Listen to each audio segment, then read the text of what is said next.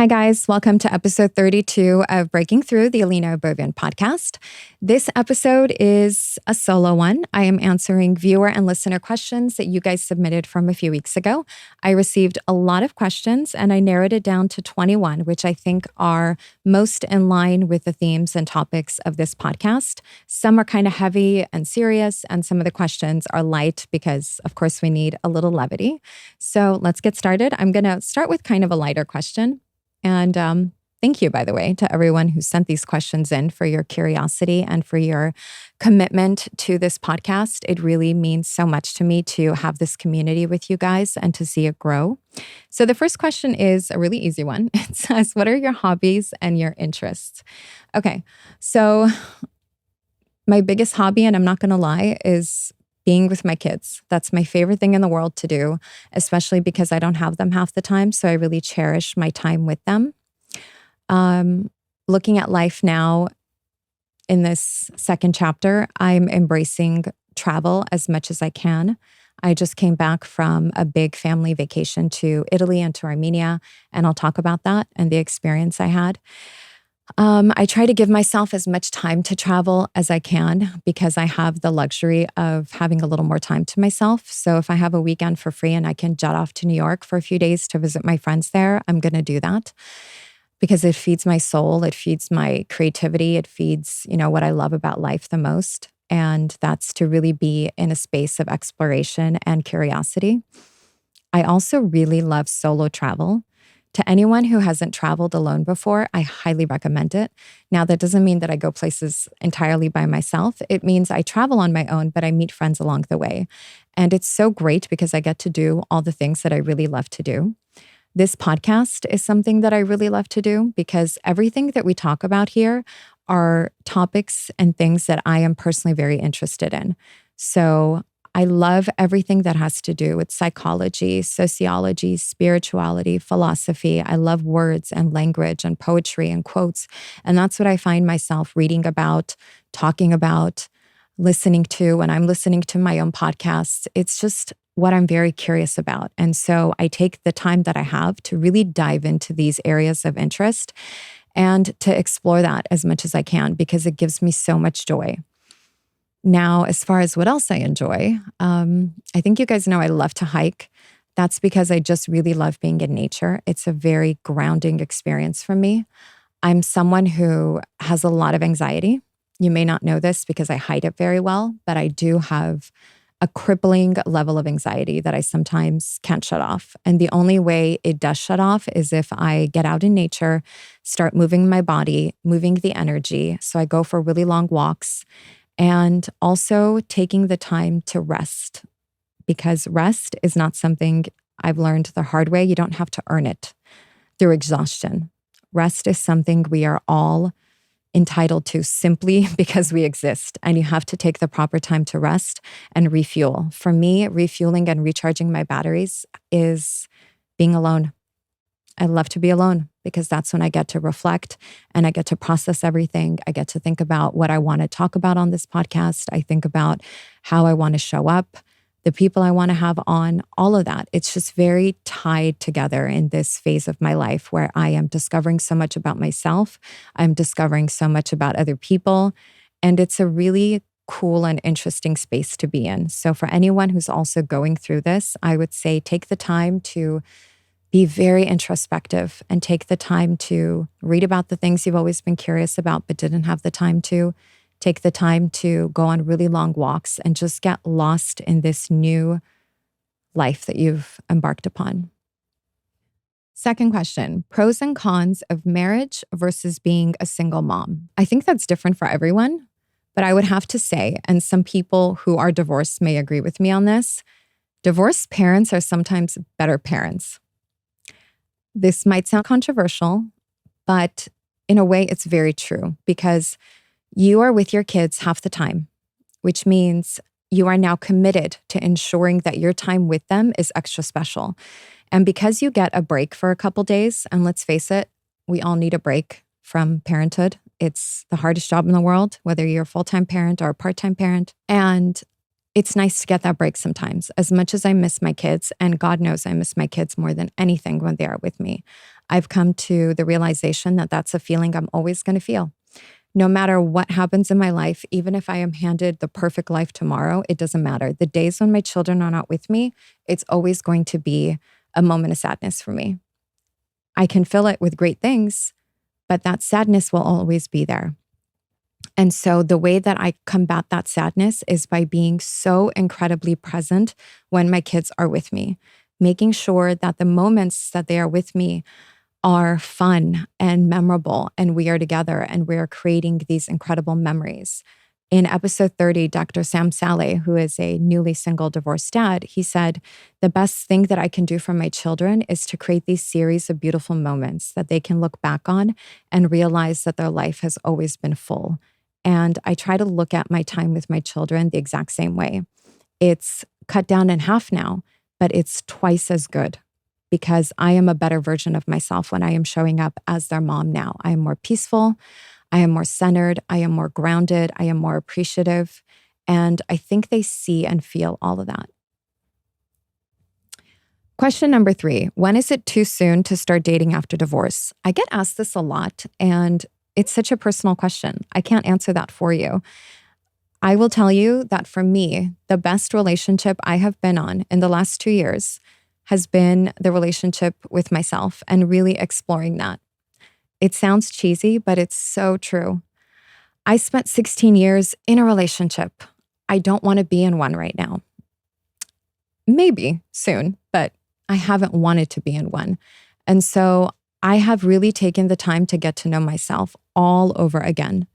And I acknowledge the fact that I am stepping into this dating world not as a 39-year-old woman, but as a 21-year-old who has never dated, because that's the last time I was single. So I didn't want to step into this new arena with that mindset. I wanted to take the time to really mature and grow into this new version of me. And it took a lot of being alone in order to discover that. There's no rush. And the loneliness you might feel is probably a sign telling you that you need to spend even more time with yourself, because having that sovereignty and that self-love and that oneness that you feel with yourself and you can only discover by being alone has been the greatest journey that I've ever been on in my life. Finding myself, coming back to myself, coming home to myself, it's priceless. And so to anyone who is in this place, I would say take the time to be with yourself. And the more you are with yourself, the more you learn who you are now and what you want, what you're willing to compromise on, what you're not willing to compromise on, will reveal so much about who you're going to choose next. You don't want to choose from a place of lack. You don't want to choose from a place of confusion. You really want to spend the time with who you are and who you want to become. I have spent so much time just with myself. Honestly, it's been the greatest luxury and so relaxing and freeing to not put pressure on myself that I need to date and not put pressure on myself that I need to get remarried, because I don't look at life that way. For me, the biggest joy is just knowing that I don't need any of that. It's such a great place to get to. And that's my biggest advice to anyone. Don't rush into the next relationship. Find yourself all over again. Connect with yourself, the essence of you. After that, you'll know what to do. How do you deal with time management as a single parent? Okay, so time management, either way, is really the same thing. It's just that now I know that when my kids are with me, I don't do anything else. If I have to work, that's one thing, but even that, I try to make sure that I don't schedule anything on the days when they are with me. No dinners with girlfriends, nothing. Doesn't matter what it is, I'll say no to it because my time with my kids is so valuable. I don't need that extra thing. And those are the boundaries that I've learned to set in this second chapter, is understanding what's worth my time and what isn't worth my time. And my kids are my priority. They're always going to be my priority. That's a non-negotiable. So I just structure my days like that. And so the 2-3 days when they're not with me, that's when I plan time to see my friends. That's when I plan to do things that I like to do on my own. And it works out because it gives you a sense of balance. You don't feel like you are consumed too much either way. And that's really how you get through it. Being a single parent is not easy, you guys. You always feel like you're juggling. You always feel like you're missing out on something because your kids are not with you. But the best way to combat that is really to make your time with them as valuable as you can.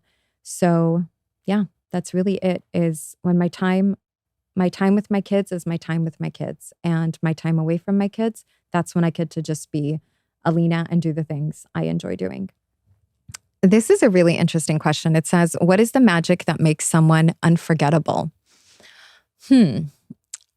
I think what makes us unforgettable is how we can make people feel, whether it's on a date or it's someone you listen to in a podcast or a movie you're watching. We get a sense of being seen, and we feel connected to this person in one way or another. It triggers a feeling within us. And I think that's really the secret to being someone who is unforgettable, is when you can stir an emotion in someone that they didn't know they had.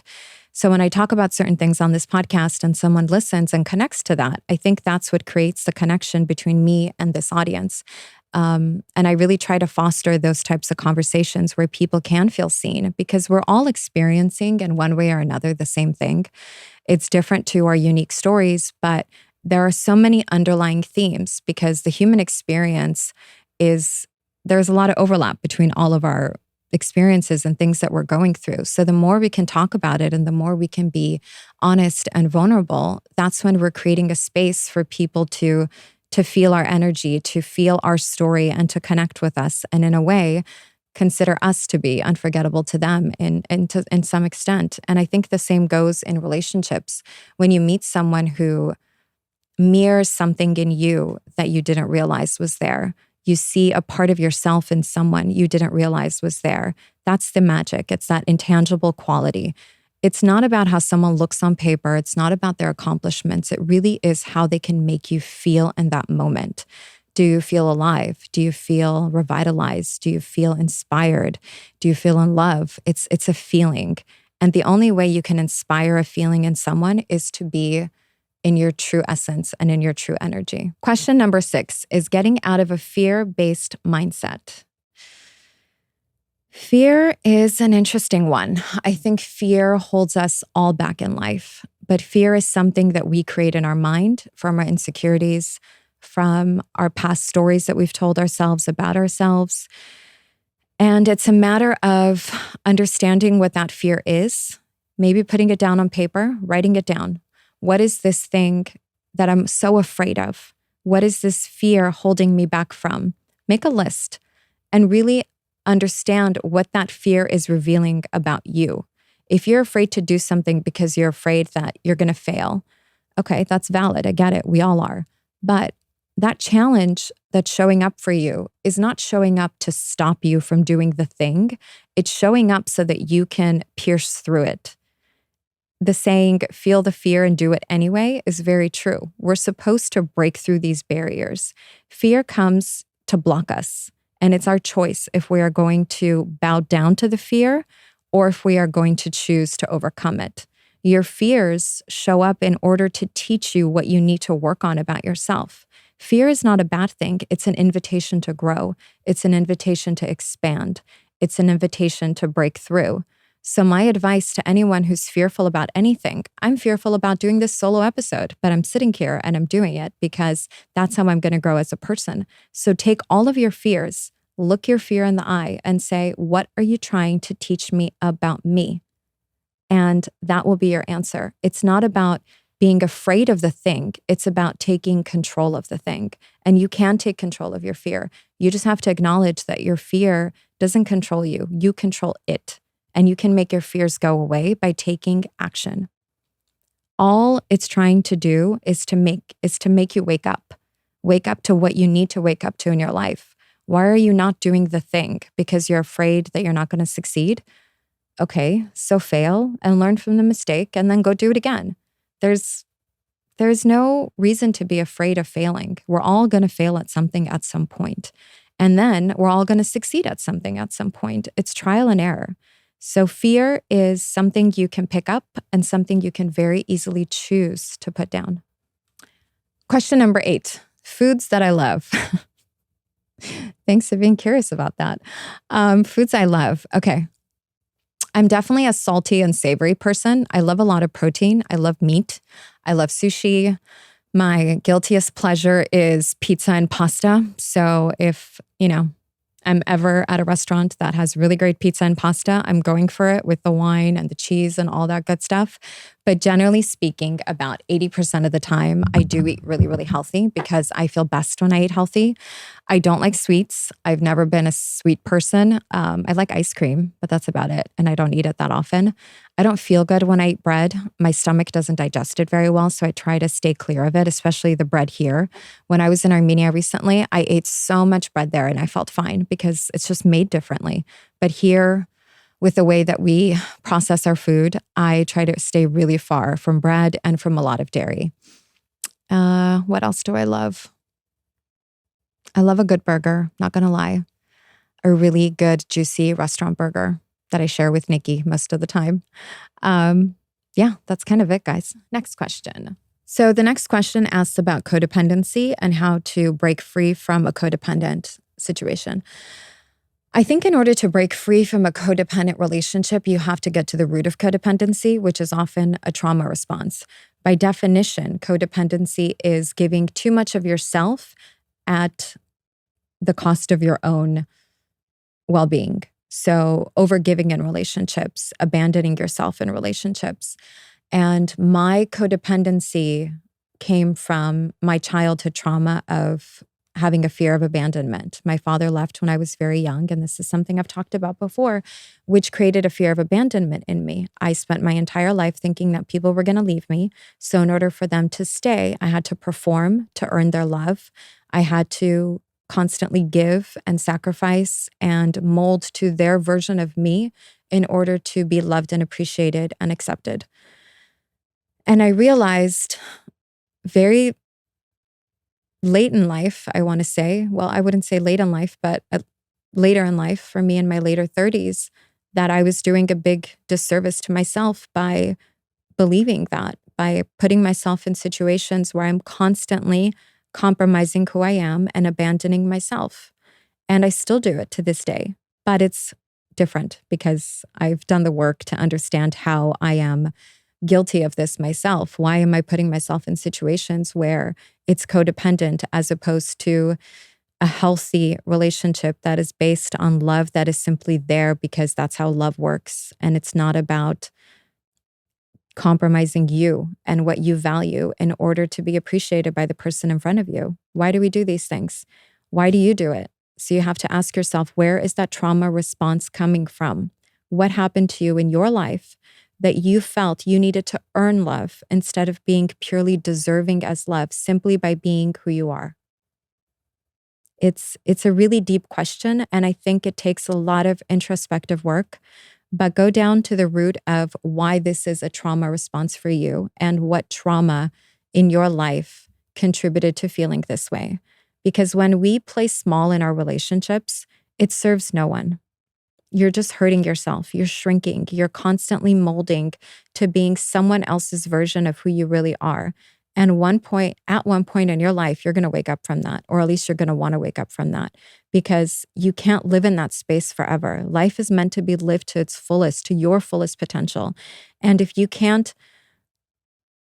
ask for the right kind of love, if you can't demand the right kind of love, you're never going to be in a fully loving relationship. You're going to be in a relationship where you are loving someone else, but you're not being loved the way you need to be loved. I really love this next question. It says, how do you feel about aging, especially in your industry? So I work in news, you guys know that, and it's a visual medium. So we're on TV every single day. And I would be lying if I said that that doesn't put pressure, because it does. And it puts pressure to look a certain way. It puts pressure to be a certain size. And this isn't pressure that my station or any boss has ever placed on me. This is pressure I place on myself because we are all hard on ourselves in one way or another. And let's face it, we live in a world that appreciates youth and beauty. And with social media, it's all on full display. So it's very easy to get sucked into that.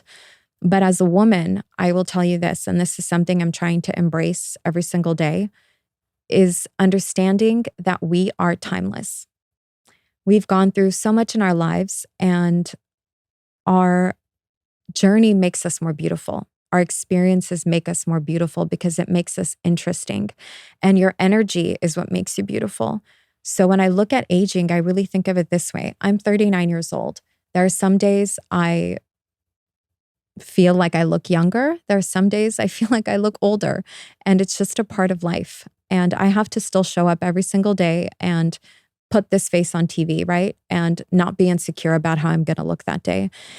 With news, luckily, it's not an ageist industry. I think they embrace age because age also reveals knowledge. And, with age comes knowledge and wisdom and also experience in my industry. So I think it definitely does not work against me in my profession. However, I think that the world we live in certainly does validate youth and beauty. So in order to not get caught up in that is to just understand that as a woman, you are beautiful in every single way that you are. Your beauty is timeless. You can be beautiful at 40, you can be beautiful at 30, you're beautiful at 20, but it's how you take care of yourself as you get older. And I think that shows. And it's not just about how we take care of ourselves on the outside, but how we're taking care of ourselves on the inside and wanting to look and feel beautiful. What does beauty mean to you? Is it being thin? Is it being voluptuous? Is it doing less makeup as we get older? Shifting your style with the person you're becoming and always embracing that changes are inevitable. I do all the things to maintain my youth, Botox, whatever, all that. And I'm comfortable with it. I'm happy with what I look for the most part. And some things, it's trial and error. You do it and you realize, okay, that didn't work for me. So you just kind of go with it. And I think do what makes you happy. Something that I've learned as I've gotten older is that I'm not going to try to look how someone wants me to look. It's not about hitting the gym to build big muscles and have a voluptuous body. That's never going to be me. I'm a slim girl and I'm always going to be this way. So I'm going to embrace this and I'm going to go with that and understand that I've earned my stripes. I've had 2 children. I've worked my whole life. This is how I look and I'm going to own it. And so should you, because no one else can tell you what beautiful is. Only you can define what real beauty is for you. Question number 10. I think it's 10. It says, since your divorce, what has been the most significant thing that has helped you heal? Healing is not one thing or another. I think healing is just coming back to yourself, coming home to yourself. We know who we are as kids, right? The essence of what makes us special, but we lose it along the way because we allow society to tell us who we are. We allow the people in our lives to tell us who we are. But when you go on a healing journey, I think the journey is coming home to you and the person you want to be without everything you were told to be. The lies that we learn from popular culture, the lies that we tell ourselves because of our own insecurities, the bad habits we pick up along the way. Healing is really shedding all of that and coming home to who you are in your purest form. Less is more. Healing is understanding that I'm never going to have it all figured out, but regardless of what happens, I'm strong enough to figure it out. Nothing is going to destroy me. Everything is meant to teach me something. Everything is here for the next step in this journey, and really just embracing where I am in my life and being very present with it. That's really healing, is just coming to a place of true and honest surrender, that I am peeling back the layers, peeling back the onion to the core of who I am and really getting there. And I think self-mastery is so important. And it's such a big part of where I am in my life right now. And as I am learning more about myself, I am healing the little things along the way, shedding things that I no longer need to hold on to, putting down burdens I don't need to carry for other people anymore, and understanding that I got this. It's going to be messy. It's going to be great some days, but no matter what is in front of me, I've got this because I've already gone through the darkest days and the darkest periods of my life. And I'm here and I survived it and I'm strong and I'm capable, and so are you. So healing is really giving yourself that self-trust that you can get through whatever it is you're trying to get through.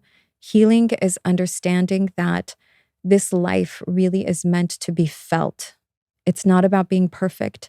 It's not about the checks the boxes you're trying to check off.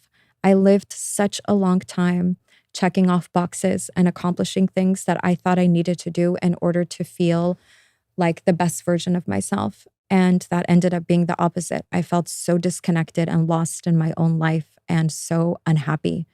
And it took a lot of shedding all of those things and taking all of those things out for me to reconnect with myself. And that's really what I was missing all along. When I look around at other people, I think a lot of people out there are very lost because they're disconnected from who they are. They're disconnected from what makes them happy. They're disconnected from how they want to live their lives. We're running around taking our kids to 15,000 different practices when in fact, life is not always about filling your cup, but about emptying your cup of all the excess, of all the noise, of all the distractions, of all the chaos that you don't need. Less is more. And that's real healing, is understanding that you don't need all these things that you think you need. You just need to be connected to you. And your spirit, your intuition, your gut will then start to guide you to the next thing. But embracing healing is embracing that it's all ebb and flow. What comes, comes. What goes, goes. But you have yourself. You're going to hold yourself along. Next question. Why do you think most people don't end bad relationships? I think most people are afraid of what it means if they do break up. I think most people are afraid of being alone. I think most people are afraid of what that breakup is going to reveal about themselves. Because breakups are not one-sided. It takes two to tango and it takes two to break apart. And when you do break up, you are now alone. So you have to sit with yourself and you have to face what part of you contributed to that breakup. It's not always about the other person. They could be the worst person, it doesn't matter, or the greatest person. But when you break up, you are now breaking up with that buffer zone. So now all you have is you, and you have to really confront who you are. And I don't think a lot of people want to do that. I don't think they are ready or willing to navigate life alone, which can be very scary. And it is scary. It's the hardest thing, but it's also the most liberating thing. Because when you break up, you are ultimately breaking a pattern. You are breaking a way of thinking that no longer aligns. You are breaking free from something. You are breaking through something. But in order to do that, you really have to commit to that inner work, the introspection, and understanding what is it that I did to create this environment? Who am I? What am I? What do I want? These are all really hard questions, life questions that a lot of people don't want to ask themselves. And so if you're contemplating a breakup, whether you're in a marriage or a relationship, please ask yourself, are you ready to be outside the comfort zone? Because it's going to be very uncomfortable for a while. And you have to sit in that discomfort. And if you're willing to sit in that discomfort, if you are willing to do the work, you will have the breakthrough and you will understand why the breakup was necessary. And sometimes you'll understand why the breakup wasn't necessary. And that space and distance will lead you back to that other person. But breakups are scary because it's the breakdown of everything you've ever known. And you have to be brave enough to really look at all of that in your life. Question number 12, how do I set boundaries? Learning to set boundaries has been a life lesson for me, and I'm still really learning how to set boundaries. I think what ultimately boundaries mean is giving someone a roadmap to how to treat you, giving someone a guidebook on how to treat you. And it's really about honoring yourself. If you can understand who you are, what you want in life, what you're willing to tolerate and what you are not willing to tolerate, and conveying that in a very loving way to the people around you, whether it's your friends, your significant other, your boss, it doesn't matter. It's saying, this is an A through Z guide to how I want to be treated. And I'm asking you to honor that. And if you're not going to honor that, I'm going to remove myself from this situation. It's a very remarkable thing. It sounds simple, but I think it takes a lifetime to learn, and more importantly, properly executing it without alienating yourself or destroying relationships. So setting boundaries for me now really is about honoring what is most important to me. How do I want to feel in a relationship? Am I being triggered by this person? Is this person bringing out a sadness? Is this person making me feel uncertain or confused. If those are not things I want to feel, then I'm going to set a boundary between me and this person. And sometimes the boundary looks like completely cutting off access. And sometimes a boundary looks like saying, I need to put some space and distance. I think there always needs to be a conversation, a calm conversation where you can say, listen, this isn't working for me. I would really like you to do this. And if that person can meet you where you are, great. If that person is not going to meet you where you are, then you need to have so much strength. And this is where the execution comes in. You need to have so much strength where you are going to not go back on your word. You're not going to go back because it feeds your ego or because it's a weakness or because you just really enjoy this person or whatever. You have to stand firm and you have to say, this isn't working for me. And until it works for me, I'm choosing not to be in this space and be in this environment. Question 13, are you a competitive person? Short answer, no. I compete with myself because I'm hard on myself, and I think we all can be. But I heard a quote recently by a podcaster who I really like. Her name is Margarita Nazarenko. She said, comparison robs us of our intuition. And I think that is so profound because when you are in a state of comparing yourself, your journey to someone else, it robs you of your intuition. It robs you of your creativity, and it robs you of what you need to be doing as who you are. I'm in this space because I'm exercising what I believe I'm good at on my own. And it's not about comparing my podcast to another podcast because we all have a different voice. We all have a different delivery. We all have a different way of connecting with our audience. I'm not doing this in order to be in that competitive space, which I feel is very unhealthy. I'm doing this because it gives me so much fulfillment and it gives me so much joy. And I get to talk about things that I'm curious about. I have purpose. And it's a way for me to also create additional sustenance in my life. So I'm focusing on that, and I'm not focusing on how I am doing compared to somebody else's metrics or how I'm doing compared to somebody else's social media. Those things to me are truly irrelevant. How I scale from where I am really depends on how far I want to take it and sort of the next thing that pops up for me, which I'm always open to. I more so look at who inspires me. I have a few people in my life that I look up to for inspiration because I think these people expand us. They allow us to see the possibilities of what we can do. So it's one thing to look at someone and feel inspired. For example, I love Melissa Witteberberg. I think she's so open and honest, and I really connect to a lot of her story about growing up not feeling smart, about, growing up in a chaotic environment and how she overcame that, so I really connect to her. That's what I mean by people who you can be inspired by, as opposed to people you're competing with. I don't want to be competing with someone. I think that's very unhealthy, and it puts you in an unhealthy mindset. So to answer your question, no, I'm not a competitive person, and that's not why I'm doing this. I'm truly doing this to feed my soul, to feel my creativity, and to really create a space where I am cultivating genuine connection with people. Can you reflect on your trip to Armenia? I would love to reflect on my trip to Armenia. So for those of you who don't know, I was born in Armenia and I moved to the United States when I was 1. I went back a few times as a kid, and the last time I was in Armenia was about 22 years ago. So a lot's changed. And I went into the experience really not knowing what to expect. We went for a big family trip to celebrate my brother's marriage, and they did a small, more informal wedding in Armenia, and they'll do another one here. But, I took my kids for the first time. They've never been to Armenia. They had never been to Armenia. And so I got to see Armenia through their eyes. And it's really true what they say, that your children become different kids in Armenia. They were different from the second we landed. They started playing in the streets. They were playing in the fountains. They were enjoying the food in a different way. They were speaking with people on the street who all speak Armenian, which is something we don't have here. And I really got to live vicariously through them because I didn't have that. I didn't grow up in Armenia, so I never had that connection to Armenia as a kid. And I saw that through my kids, and it was such a beautiful thing to see. And another thing about taking a family trip,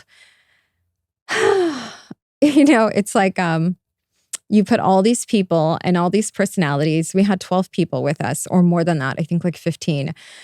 It's like conflict and drama. It's all bound to come up, right? Because you're dealing with jet lag, everyone's emotions, being tired, being fatigued, being stressed out. We missed our flight from Rome to Armenia because we spent 3 days in Rome, which was like a dream.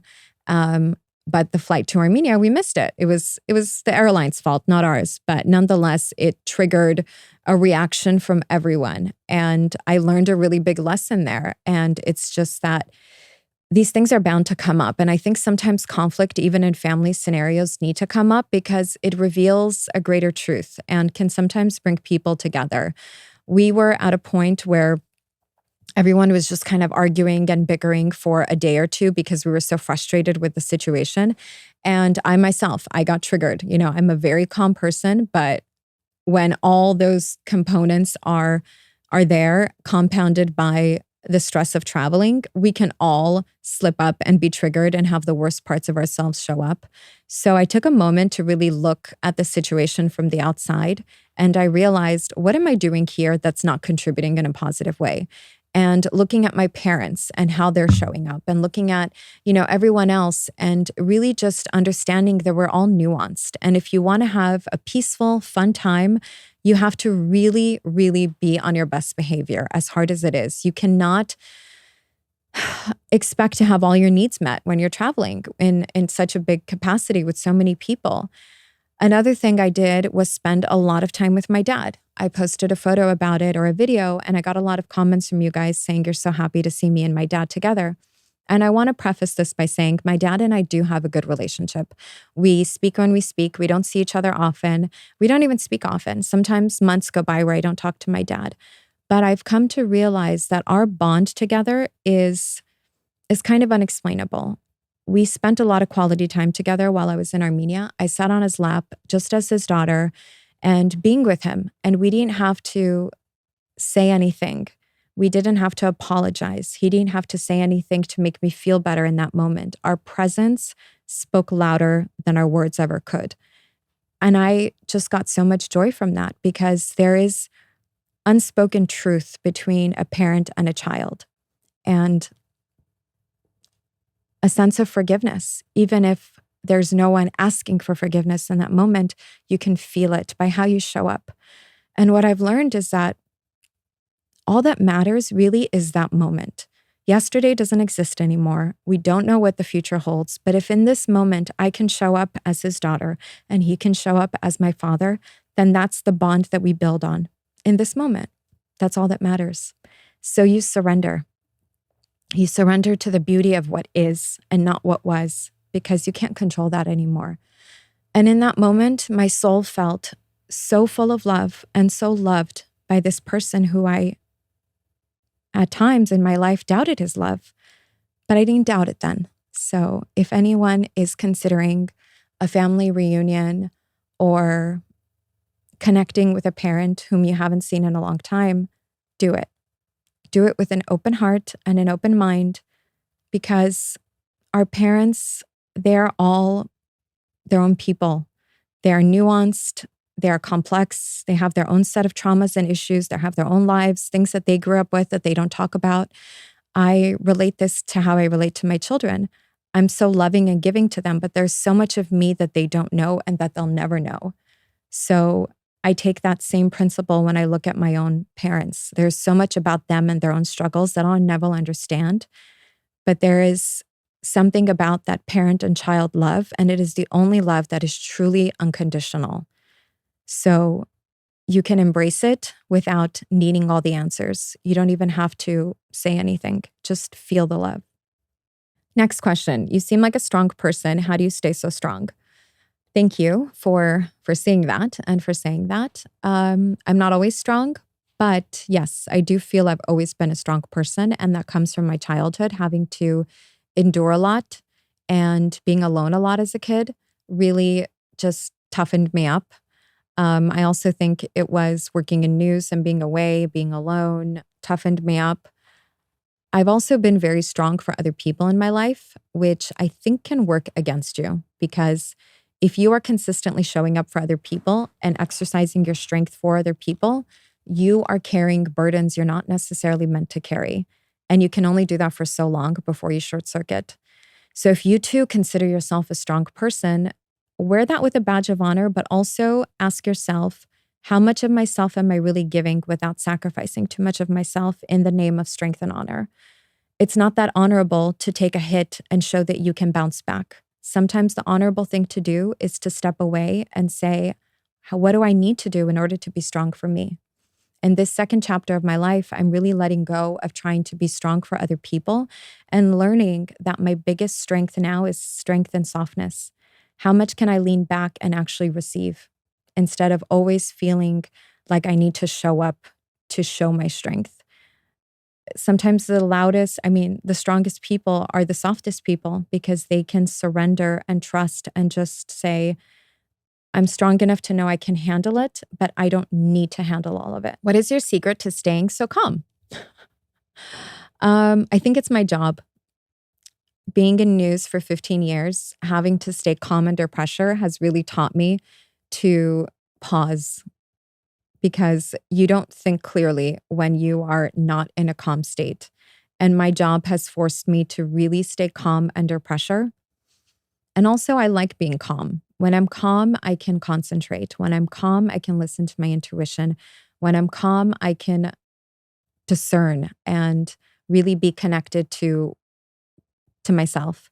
So if you're asking how to be a more calm person, I think you have to understand what areas in your life you're being triggered and what's triggering you and what kind of practice you can implement that's going to help you pause.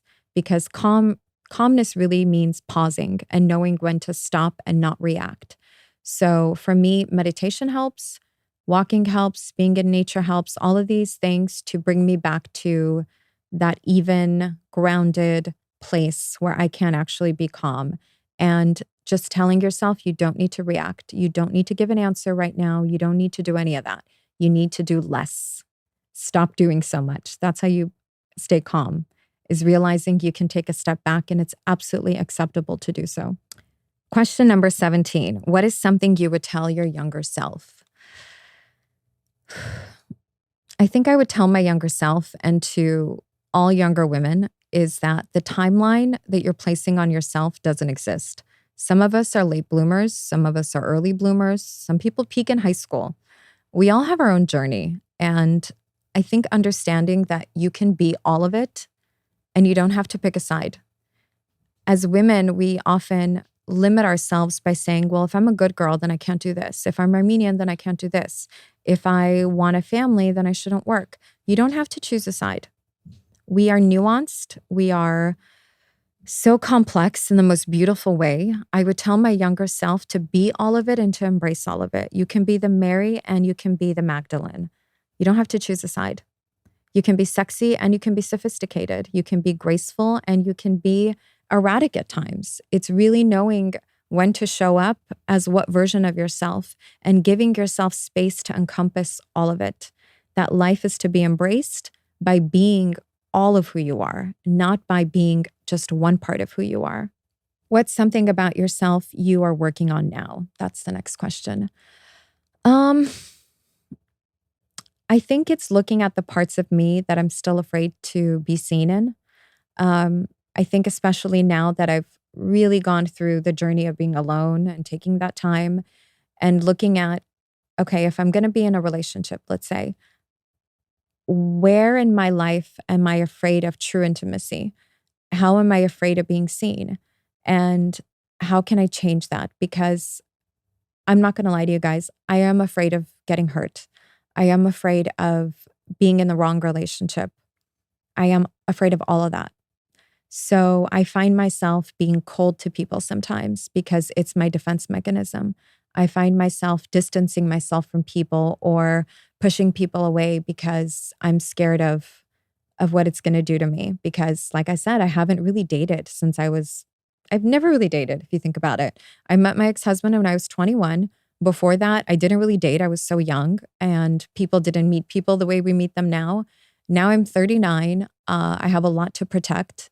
So I'm very cautious and I'm very selective. And I'm excited for who I'm going to meet and how that might change my life, but I'm also afraid of it.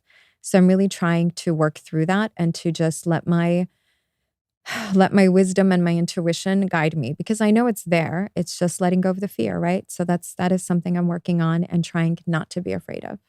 Okay, so this next question is actually from a friend of mine. He wrote, if you meet someone amazing, are you afraid that you'll be too busy because you've taken on so much in your life? No, I can honestly say that if I do meet someone who is truly incredible and it's someone that I'm going to want to take it to the next level with, I will happily let go of certain things in my life because I haven't done that yet. I don't know what it's like to do less and receive more. I actually have a problem with receiving because I've lived my whole life thinking I needed to earn things. And I've never been in a position where I've let someone just truly show me what they can do. And so I look forward to that. I would love to do less. I would love to embrace new realities. I would love to have someone show me what life can be. I really, truly look forward to that. And like that, that romantic girl in me definitely gets excited about the prospect of that. It's just a matter of the right person. So when that happens, if that happens, I'm ready for it. Yeah, I'll be totally honest about that. Okay, guys, last question. And this one is, where do I see myself in 5 years? I feel like this is a job interview question, but we're going to roll with it. Where do I see myself in 5 years? I've thrown the timeline away and I don't have that pressure anymore. I have my babies. Whether I have more kids in the future or not, I don't know if that's a possibility. I'm certainly open to it. Career-wise, I want to do more of what feels aligned. I love being in this podcasting space. I love having these conversations with you guys. And so I really want to do more of this and expand in ways that will hopefully reveal to me as I continue along in this journey. I want to just stay open to life. I want to embrace life as it comes and not try to figure it out so much, but rather just be in the moment, be in the present moment, and trust that I know what I'm doing every step of the way. And if I don't know what I'm doing, the answers will come as long as I'm staying committed to being curious, to being open, to being myself, to not losing myself, to maintaining my boundaries. The world is your oyster and it's what you make of it. As long as you can stay open and keep your heart open, I think that's the most important thing. So in the next 5 years, who knows? I mean, I want magic. I want all the good stuff. So let it come. Thank you so much for tuning in to Breaking Through with Ellina Abovian. For our community to grow, please like and share, and also leave a review on this episode. Of course, you can find me on social media and let me know what you'd like to talk about in future episodes. Nothing is off limits, so let's have some fun.